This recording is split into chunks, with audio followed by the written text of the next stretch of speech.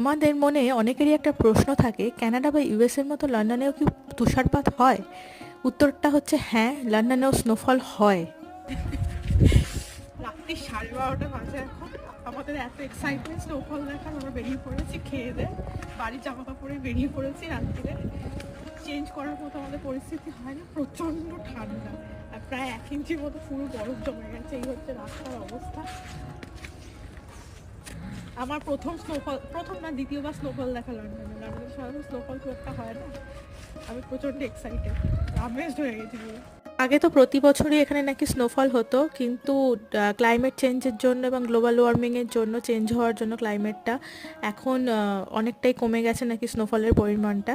এটা প্রায় 2 বছর পর স্নোফলটা হলো, এবং সেই কারণে যারা এখানে বহুদিন ধরে আছে তাদের একটা আলাদাই এক্সাইটমেন্ট দেখা গেছে। সপ্তর্ষি তো ভীষণ খুশি হয়ে গেছিলো। আর এটা ছিল আমার বেডরুম থেকে বাইরে